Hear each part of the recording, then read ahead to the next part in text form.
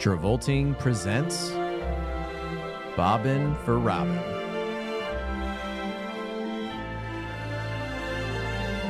Hosted by Jeff Sweeney and Stuart Elmore.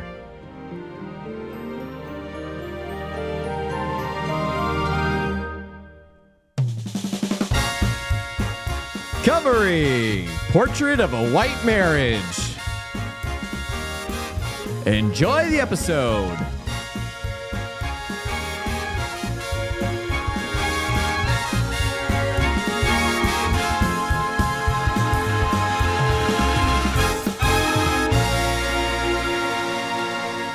So anyway, I'm standing around. I'm standing there with my wife, and she goes up to me and she tells me, "Harry, I want to go out for the night." And I say to her, "All right, that's fine. Give me some free time, huh?" And then there's a Portrait of a White Marriage. That's about as funny as this movie is. That's about as funny as this movie is. Fell so fucking flat. No, that didn't fall flat. That evaporated. That literally, like, it was like droplets out on a 120-degree day in the Arizona heat that where you just hear the... But you know what's sad is I still put more effort into that than this movie put into than this being movie funny. did. So, like, you know, I shouldn't be... There's like maybe one good joke in here, right? Like one? What's the one good joke? I'm trying to remember. Was it Robin Williams? No, the one good joke in this is probably... He wasn't funny in this. Yeah, he actually wasn't that funny is the problem. Yeah. There's like a joke during the end credits that I thought was pretty funny, right? Yeah. Oh, yeah. They made one good joke during the end credits. Okay. As like it says like directed by Harry Shearer and all this stuff. It says you hear his wife go, "Harrison Ford was someone's carpenter once," or he goes, "Harrison Ford was someone's carpenter once," and then she goes, "Just like Jesus." I'm like, oh, brother, this guy stinks. Yeah. Hey, everybody. okay. Welcome to Portrait of a White Marriage. This is a very weird thing that every time we do a person on the show, yeah. when we get to their like miracle run stage, Yeah. there's always like one really weird thing that they did a cameo in. Yeah. Like when Winona was in like the midst of her like high time run, it's like she pops up in, what would you say her like weird cameo is? Reality Bites? And she's like, Or no, that's not a cameo. You're pretty- talking cameo, right? Yeah, I'm talking like truly like they pop up for like one scene in some weird little thing. That like nobody else would have ever spoken of. Boys is like, I would say like maybe like Celebrity. yeah, maybe Isn't it a cameo in Celebrity, or is she? Yeah, Celebrity. Well, Celebrity's like kind of a thing. Maybe Winona's not maybe the one who bucks this trend, but like it's kind of No. I know what you mean though. It's like what? But like the big one I think of is like Great Travolta. Balls of Fire. I think of Travolta popping up in like Boris and Natasha, very specifically. Right. And we just have to cover these like this weird little object that just comes out of fucking nowhere. Yeah. And Brendan Fraser and Glory Days. Like Glory Days would. I mean, he's in Glory Days. Is he in it? He's like, but no, for him it would be like a Kids in the Hall Brain Candy, where he's in that like one shot. That's a good one. That's a good one. Yeah. In addition to, of course, the Hillary Clinton Christmas video that we talked about. Right. But like this is like Robin's like really weird installment right at the crest of his miracle run. Yeah. Just because like we're picking this up right after Adventures of Baron Munchausen. Munchausen. And Good Morning Vietnam. And the next movie is Dead Poets Society. Yes. It's not our next episode, but it is the next movie. Yeah, well, like I'd say like Robin goes on like a miracle run in the sense of like I was thinking about this prior of like Good Morning Vietnam showed that Robin could be a movie star. Dead Poet Society showed that Robin could be an actor. Yeah. So because prior to Good Morning Vietnam, like obviously with Popeye, it changes. But like prior to Good Morning Vietnam, it was thought at the time that Robin was not a sellable name anymore. And then it's funny enough that the next thing he would do is The Adventures of Barry Munchausen, a movie that he explicitly did not want like his name to be used. Yeah, he did it as like a favor, a prop. You know, they didn't want to sell it on the back of Robin's name. Portrait of a White Marriage. Like, I can't, Jeff, I have done so much fucking digging on this movie. And when I tell you that there's virtually almost no information on this, Yes. besides like that Martin Mull plays himself. Yeah, which is I want to talk about So we'll talk about that. And then Harry, because that's the weird part about this. and then Harry Shearer. yes. Harry Shearer is the director who also plays a role in this movie, right? Yes. He's He's like the manager. he's the manager.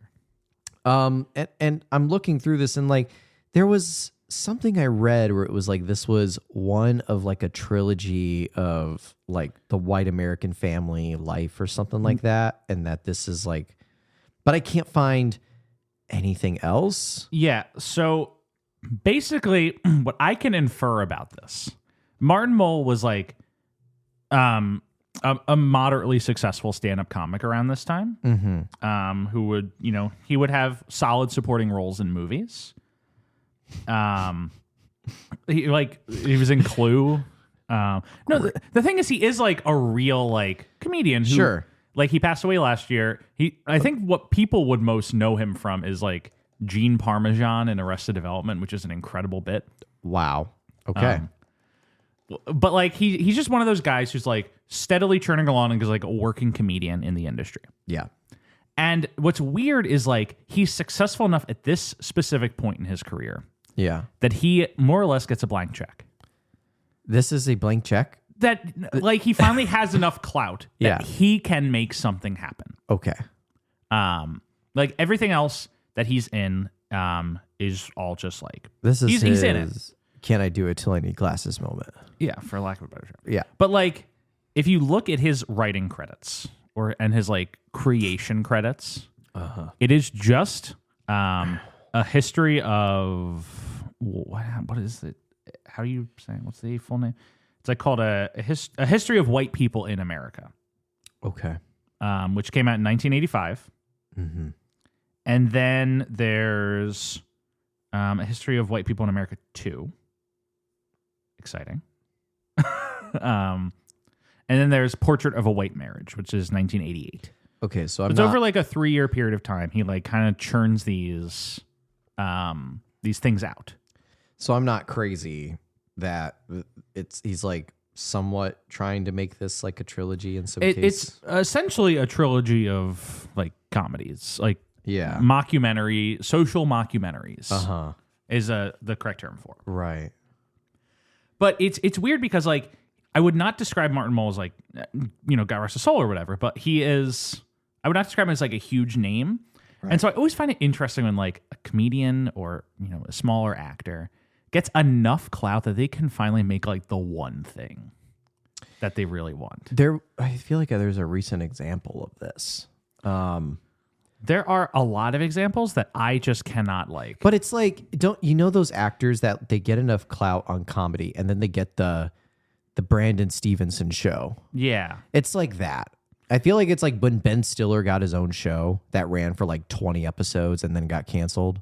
Am I crazy of thinking that's like somewhat of a similar thing? It's somewhat similar, but the specific thing I would probably pull from is like a My Dinner with Andre type thing, which is Wallace Shawn and Andre Gregory, and the whole movie is just them sitting at a table together. Very well respected, very well liked, and it just kind of comes out of the two of them wanting to make a movie together. And instead of doing it as a play, they want to do it as a movie. And both of them are, have enough clout at this point that they can push this into being. They do it for very cheap, and make My Dinner with Andre. It's not like a 1-for-1 comparison, but it's a similar concept where it's like a kind of smaller at this point actor gets enough clout that they can really make something happen. And for Martin Mull, it was this. Okay. Which is so weird. It's very weird. And then they got Robin in this movie. Yeah, which is a whole other weird thing. It seems like he and Robin are friends because he's going to pop up later in Mrs. Doubtfire. Got it. Because I've been reading through the book and going through like chapter after chapter. After the Good Morning Vietnam chapter, it goes straight into Oh Captain, My Captain chapter. Yeah. And it like totally misses like the next few things that, you know, like it doesn't even register Portrait of a White Marriage as being anything on in Robin's career. Yeah. So yeah, that makes sense. He's essentially in one shot. Almost. Yeah, and actually he's in a shot and a tighter coverage of the same shot. Yeah. Yeah, basically he only needed, I bet he probably didn't even have hair and makeup. I bet he literally just showed up, did his bit. He's a little slicked back in it. Okay. He's a little slicked. I think he, you know, did Give him a little, 30 minutes in the trailer. 30 minutes in the trailer. Do you think it's his own wardrobe? Or do you think they actually fitted him? They probably gave him a little outfit, right? You think they gave him an outfit? Gave him a little outfit. I think he just said, just show up in a suit. Now this thing seems cheap enough. I would conceive that to be the case. I just think this reads like he just showed up in his car in the parking lot of this fucking motel. Yeah. And he's like, what are the lines? Don't care. But what I find so fascinating about this movie Yeah. is that Martin Mull, for all of this, isn't casting himself in like the lead role as a daytime talk show host who goes to this town and, you know, gets involved in a scandal and then learns a lesson by the end. No, he's not doing that. He's casting himself as himself in this situation. Yes. It was seemingly like it's like this really weird, like all that jazz-esque takedown of himself as a homewrecker. I just don't get it. Like, though. I don't get it. I What don't is he doing? understand. Like, is this supposed to make himself look bad, or is this like social commentary? Because like it's the title, "Portrait of a White Marriage." Yes. Now, like we've covered movies with white in the title before, and usually they're like in the sense of like trying to be a commentary. Yeah. No, this is very much trying to be a commentary. Well, a commentary of what, Jeff? I don't know. Just a comment. I think if I were trying to determine what this is trying to be about, I think it's very specifically just about like the fragile state of like Reagan era white marriages. It's like very specifically about like a couple where they both hate each other, but never externalize this until like essentially a match gets lit and thrown in and their marriage implodes. And it's just like a satire about all of the problems. Ball and chain, huh? Yeah, about that kind of it's like Married with Children-esque. Yeah. I don't think it's ultimately that successful of a satire, which is the problem. No, it's not. It's like very surface level observations. But it's also like But the observations this movie offers are, I think my wife's cheating. I'm going to go see a therapist. But I'm going to sleep with the therapist. Am I right, boys? That's like the... And like these are inherently so like if you told me the plot of this movie, which the problem is that like it's hard to remember what the plot of this movie is. If you told it to me, I'd be like, oh, that sounds like it could be funny as like a satire. And then this movie just isn't funny. Mm-hmm. And you have Fred Willard, who's playing the husband in it, Hal. Yeah. Very funny actor. Yeah. Extremely funny. He's one funny. of the best to ever do it. Yeah. And yet he's like kind of just not funny in this going movie. into scenes and pretending to be drunk and yell at his wife. Because he says things like, yeah, this old ball and chain, though she ain't so smart and the kids made her less pretty. Yeah, I'm like maybe she's not as thin as she used to be. This isn't like a commentary on like just people who married each other that weren't incompatible. These are people who married each other where one of them is a complete fucking dick. Yeah, it's like marriage. Asshole. It's like just like a stagnant marriage. It's you know what it is? You know what it is? It's that episode of How I Met Your Mother where they make the fake movie of Ted Mosby. I've never Do seen you know this. this episode? I've never seen this. Basically, like in How I Met Your Mother, spoiler alert, Ted Mosby, who's the titular, like the main protagonist of the series, right? Have you seen any of How I Met Your Mother? No. Wow, Jeff. What? Just It's like 9 seasons or whatever. I don't know. no, it's just very impactful. It's probably good. Very impactful in my life. How I Met Your Mother, Ted Mosby, telling the story of how he met his kid's future mother. He gets left at the altar by this one chick who he's like going to marry. And he gets and she runs away with her ex-husband, right? And then we go like to the next season. And Ted, and the whole crux of the episode is that Ted Mosby's holding baggage that he's been left at the altar. So he can't trust anybody. Yeah. And then they get this thing that this movie that's going to be released. And and it's like Runaway Bride or something like that. Yeah. And let me see if I pull up a clip of this. But anyway, the bit of it is that the ex-husband who his like fiance ran away with became a movie producer. And he made like a fake movie about it. Found it. Yeah. Hey, bonehead! I'm Jed Mosley. I'm the most powerful and corrupt architect in New York. I want. Yeah. It's like a satire that of making him look worse than he actually was. That's the problem with this movie is that it is like it's siding I'm very proud with of myself for finding that. that was a good pull. Very good. It's siding with the wife in this equation. Yeah. And he is like the dick who needs to shape up by the end. Yeah. Fred Willard. That's a different movie. Yeah, but it's like what he needs to shape up from is seemingly being like evil, Like a bad human being. yes, like It ain't just like, oh, we've lost interest in each other and our roommates now. No, it's like he makes a public mockery of her in like a town meeting. And then like the next thing is her going to Martin Mull and being like, I'm just getting a little sick of my husband. It's like, what do you mean? What He do just you like mean? screamed at you, leave his ass. Yeah. Go be with Martin Mull, who playing himself. The object of sexual desire, I guess. But then it makes the case that like Martin Mull's the bad guy. Yeah, I don't. That's it. There's like a weird tangled web here. I don't understand it either. Harry Shearer does not display deft handling of complex storylines because I'm getting very lost halfway through this thing. I'm like, okay, so Martin Mull is not sleeping with her, but it seems like they are. Yeah. And so Fred Willard is sleeping with the therapist in retaliation, but now the whole town thinks Martin Mull's a creep and a homewrecker as himself, ruining his career of Martin Mull while he's trying to do a show about people who don't have legs.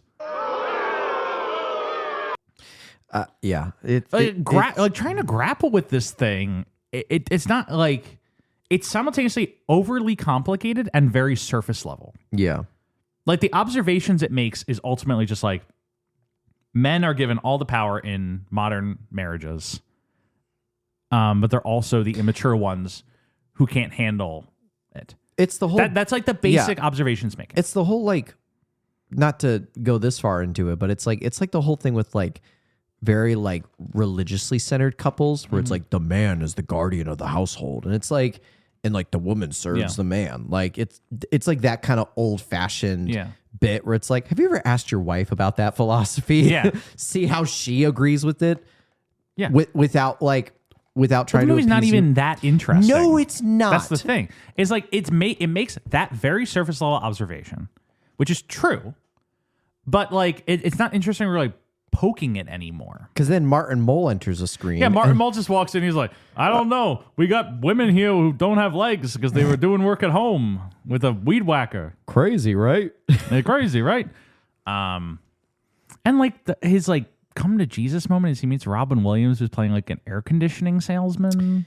Yeah, I pulled the clip up because I just thought I should just play it because it's not that very long. Yeah. You guys can get an idea for the clip, but maybe we should just talk about the movie first. Yeah, no, we should.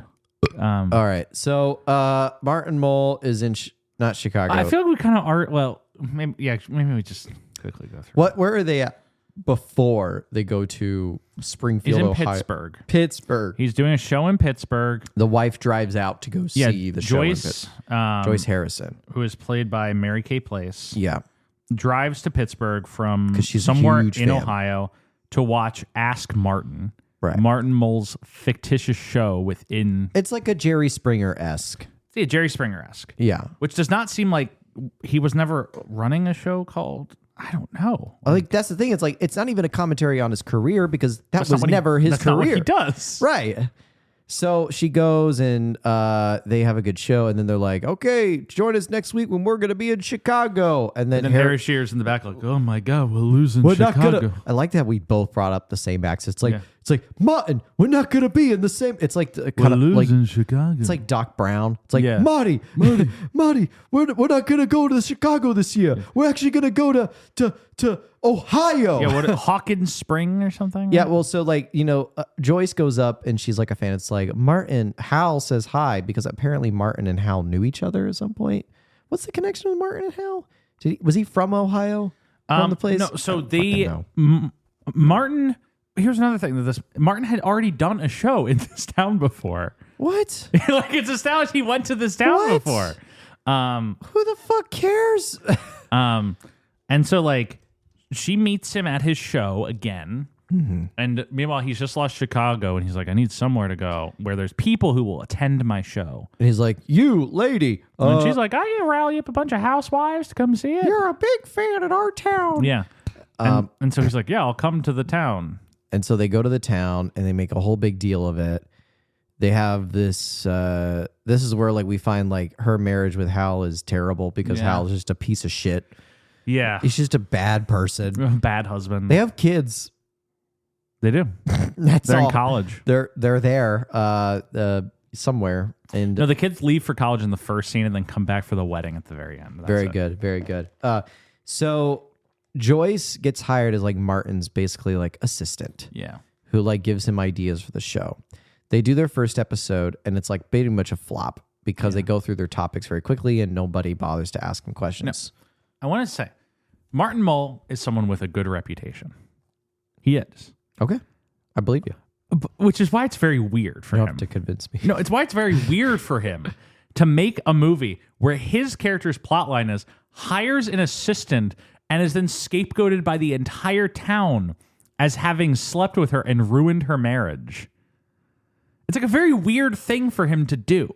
Yeah. Like that's something someone who like had done that would do in a story to like as an apology. But he's like, no, I didn't sleep with her. See? It's fucking weird. And so then basically, they draft up some more ideas and he's like, Joyce, you're going to have to work late with me at my hotel.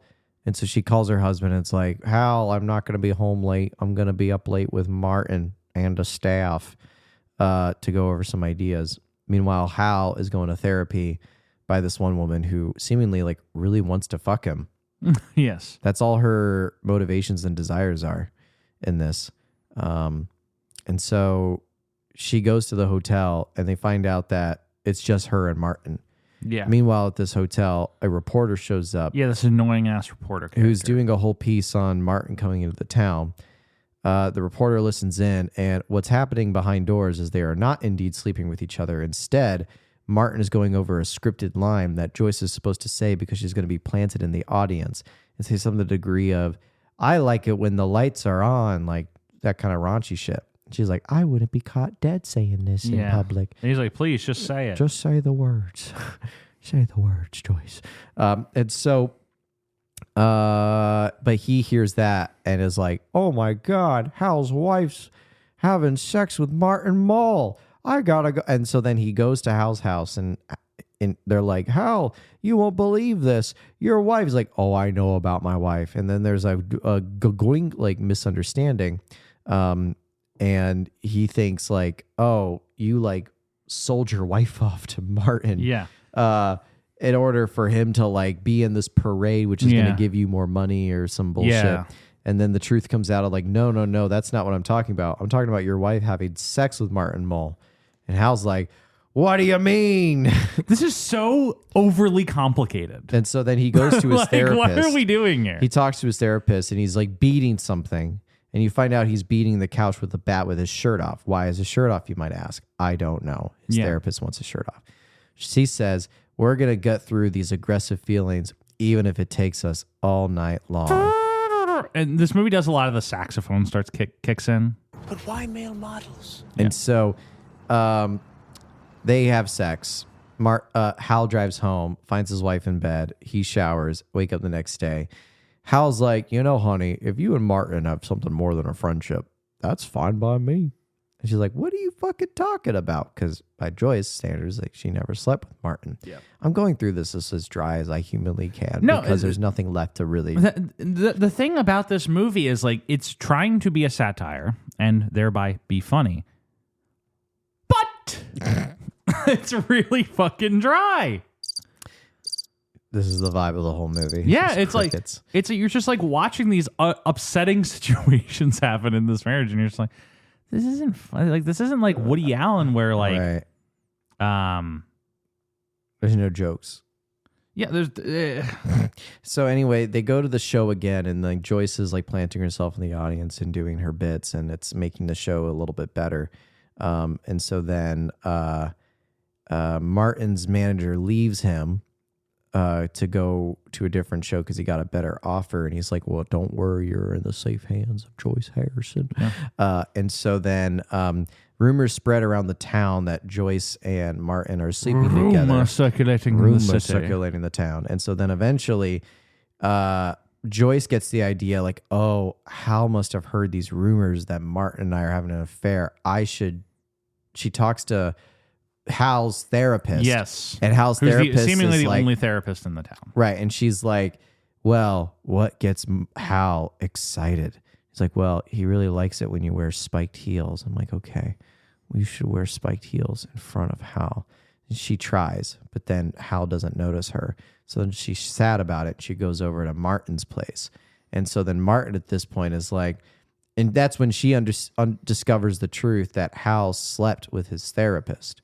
So then she goes back to the motel and she's crying in Martin's arms. She's like, Martin, my marriage is over. He's going to leave me. Oh my gosh. And then Martin is going to like try to put the moves on her, but she's like, no, this is wrong. I can't do this. I must go make amends with Hal. And then she leaves. And then Martin's chasing her back when there's a knock on his door. Joyce?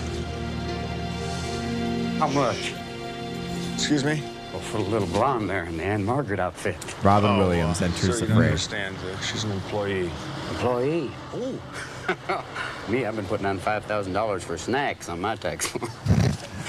Nice talking to you. Oh, where are my manners? Forgive me, Jesus. There you go, right there. Bill Loman. LeMan. LeMan. There we are, ACP. Mm-hmm. A P stands for products. I bet you can't guess what the AC is. Ambulance chaser, ant crusher, aircraft carrier. Hell, I don't know, Bill, and I'm very tired. Air conditioners. We've got your maintenance, your installation, and your hardware. Everything. It's one stop before you drop. It's all right in there. I got more filters than a pack of Marlboros, and also 50 feet of rubber hose. Fascinating. Hey, I didn't mean to pull your chain about the little chippy there, but I was just looking for a little relief myself. You know? I mean, she's cute. Looks kind of like June Allison. I bet she's got a voice like tearing a sheet of homosode, huh?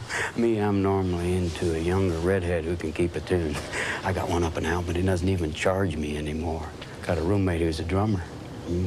I can tell you stories, curl your hair, you know? Yeah. Mr. Loman, what you do with your private life is really no concern of mine. And that woman who you so graciously referred to as a chippy happens to be someone that I may very well be falling in love with. Good luck. Good night. Need any rubber hose? Okay. Well, it's a call out, I guess. That's Robin's whole scene. Yeah, it's in the Robin's movie. whole sequence. Like, it's kind of like the idea here is that this is the interaction that changes Martin Mull's character's mind that women are people with agency, I guess, and like he's actually falling in love with her instead of just treating her like an object, right? Ostensibly, that's what I think the point of that sequence is. Robin is funny in it, or within reason. He gives like one funny joke about I spent $5,000 on my tax returns on snacks. Like I don't know what he's doing. Like, he's just doing this because he's friends with Martin Mull and like wants to throw him a bone. Yeah, and just so, like do a fun little thing like he used to. The next day it's the show, and Joyce shows up in a wedding dress, and so does Hal, and they're like, "Let's renew our vows on the show." Well, no, she shows up, and everyone thinks that she's gonna marry Martin Mull and like leave her husband. But then Hal, at the final moment, shapes up, shows up in a wedding suit, a tux, with their kids in tow, and they renew their vows. And then they sit in the parade. and Martin Mull is banished back to the depths of hell from whence he came.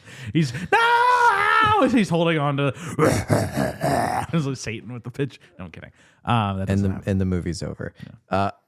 Yeah. Did this movie even have a theatrical release? No, this Cinemax release. It's like a Cinemax TV thing. Yeah, I mean, I thought that moment of silence would be funny. Yeah. I think it was. So like, I don't really have anything else to say.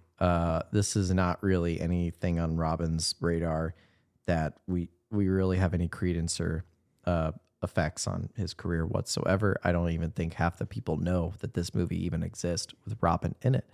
If you look at Letterboxd, one of the first reviews will be like, I was trying to do a deep dive on Robin Williams, and somehow I came across this movie, and I thought, what the hell is this?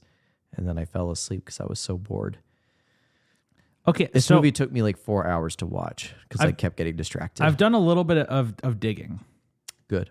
Stuart, I've done a little bit of digging. Very good. And so this actually does have story connection to the other two installments in this trilogy. That's what I thought. I thought this was like somewhat a continuous bit of the other white American movies or whatever the hell they're called. Like, look, folks, it's unclear if, Hal Harrison, Fred Willard played Hal Harrison in 2 episodes of the TV show Cinemax Comedy Experiment. 2 of the episodes were the history of white people in America, volume 1 and 2. So this is the 3rd installment about the Harrison family, which is, I think, in small part. But the movie doesn't play as if, like, I'm just like I'm baffled by this thing because the first 2 are apparently just documentaries. Mm-hmm. The idea seemingly was that they were documentaries about white people done in the styles of documentaries about minority groups to kind of like turn the lens around and make fun of white people. Mm-hmm. But then for some reason they did, which sounds fun, but then for some reason the 3rd installment, which is this Portrait of a White Marriage, is the narrative movie, is a narrative film that drops that whole aspect, and it's just about like Martin Mull seemingly like, I don't know, getting in the weed, getting like stuck into this thing. I couldn't tell you, buddy. I couldn't tell you. Fred Willard went on to be an Anchorman. Fred Willard did go on to be Anchorman. He's fantastic. And he's really good. He's also great in WALL-E. What was he in WALL-E? He's the live action guy and the president of the company in WALL-E. Yeah. I mean, he's good in a lot of things. I shouldn't just say WALL-E, but he's very good in a lot of things. I mean, I think one of his last performances was I Think You Should Leave, where he played the crazy guy in the church on the piano. But no, he's fantastic. He's a little funny in this. I don't know. I'm just genuinely baffled by this thing. I don't really know what to make of it. Perhaps it's you had to be there in 1988 when it aired on Cinemax. Maybe. Yeah. Do you have any other things to say about? I mean, Portrait of a Robin comes out of this, and he did this as like a favor, but maybe it inspires him to cast Martin Mull and Mrs. Doubtfire a few years later because they're still friends. Who's he in Mrs. Doubtfire? I actually don't know, but I know he's in it. Okay. I saw it on his credits list when I looked him up. Got it. Thank you all for listening. Yeah. Thanks to Rebecca and Michael. And join us next week for the recap episode. Follow, like, subscribe, smash that like button at Trolting Podcast. Blue Sky, Instagram. Yeah. Bye. Take us out of here, Stuart.